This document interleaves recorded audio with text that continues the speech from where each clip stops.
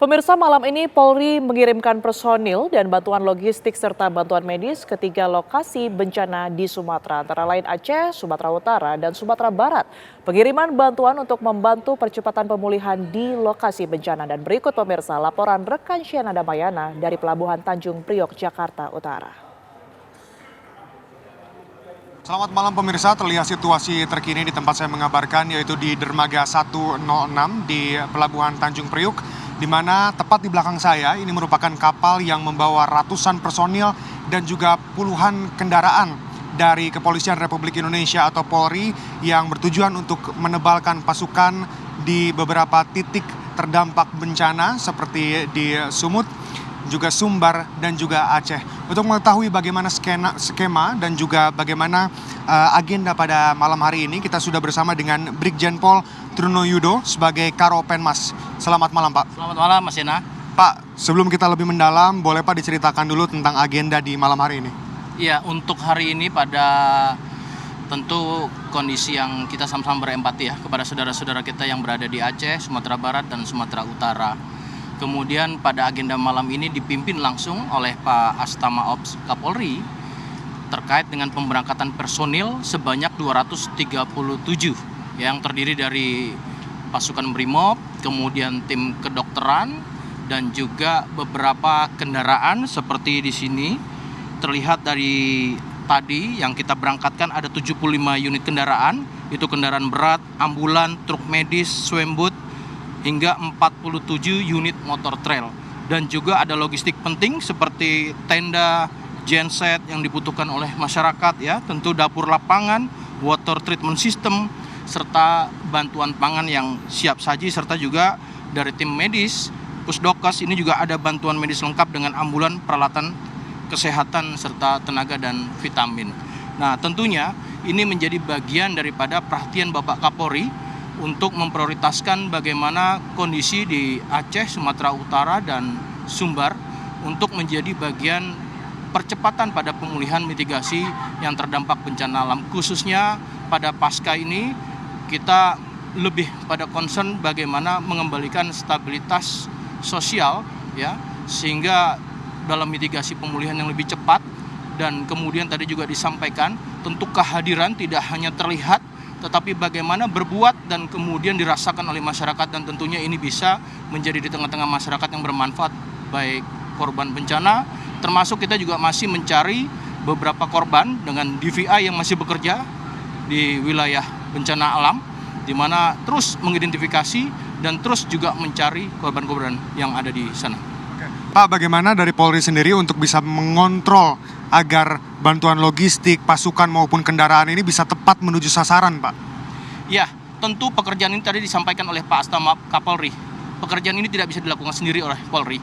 Yang pertama dari pemberangkatan dari slot Polri, ini dibangun suatu posko, di mana logistik-logistik keperluan yang lebih prioritas kepada khususnya kaum rentan, anak, ibu, dan lansia juga diprioritaskan, kemudian dicatatkan. Ya, kemudian juga ada posko untuk media center dan pemberangkatan ada di Soekarno-Hatta di Polres, dan juga ada di Pondok Cabe di Polisi Udara. Tentunya ketika sampai di sana ini berkoordinasi dan berkolaborasi baik dengan BNPB, kemudian dengan pemerintah daerah atau pemerintah setempat, yang kemudian pembagiannya ini dilakukan secara merata berbasis pada data yang kemudian dikoordinasikan di wilayah. Dan tentunya kami yakini semua elemen bangsa, selain juga dari elemen bangsa yang tadi saya sebutkan, juga ada beberapa seperti relawan sipil tentu berkolaborasi di lapangan. Semua aktivitas ini menunjukkan bahwasannya bangsa kita bangsa yang gotong royong, maka Polri hadir di tengah-tengah masyarakat.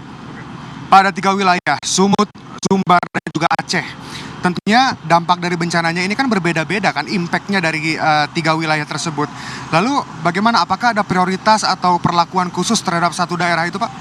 Ya, tentunya prioritas pada bagaimana kondisi karakteristik. Bapak Kapolda sudah mengetahui baik Aceh, Kapolda Sumut, Kapolda Sumbar ya, beberapa daerah menjadi titik prioritas untuk konsentrasi, mulai dari tahapan-tahapan prabencana pada saat ya, kemudian sekarang pasca bencana, tentu menjadi bagian penting concern untuk terus dilakukan langkah-langkah mitigasi dan percepatan pemulihan, khususnya juga menjaga stabilitas sosial masyarakat, kita ketahui sekarang kebutuhan masyarakat sebagai bahan pokok penting, kemudian secara kebutuhan penting lainnya seperti air, ya.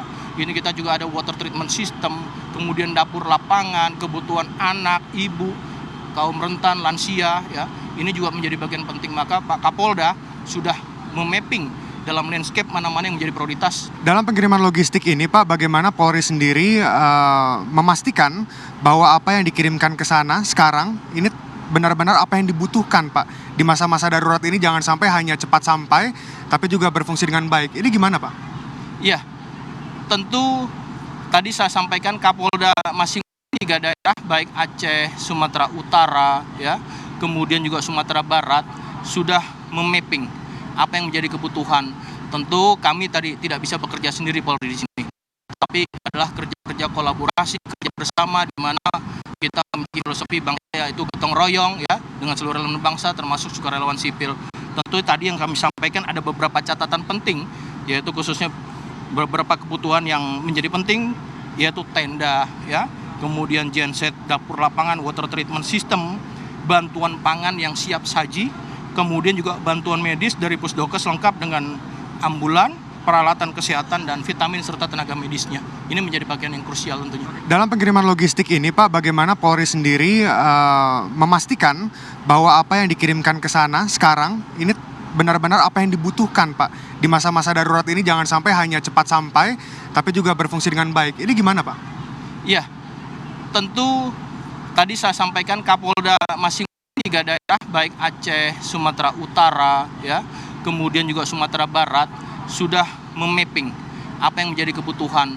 Tentu kami tadi tidak bisa bekerja sendiri Polri di sini, tapi adalah kerja kolaborasi, kerja bersama, di mana kita memiliki filosofi bangsa yaitu gotong royong, ya, dengan seluruh elemen bangsa termasuk sukarelawan sipil. Tentu tadi yang kami sampaikan ada beberapa catatan penting, yaitu khususnya beberapa kebutuhan yang menjadi penting, yaitu tenda, ya, kemudian genset, dapur lapangan, water treatment system, bantuan pangan yang siap saji, kemudian juga bantuan medis dari Pusdokes lengkap dengan ambulan, peralatan kesehatan, dan vitamin serta tenaga medisnya. Ini menjadi bagian yang krusial tentunya. Terima kasih banyak Pak Brigjen Pol Trunoyudo.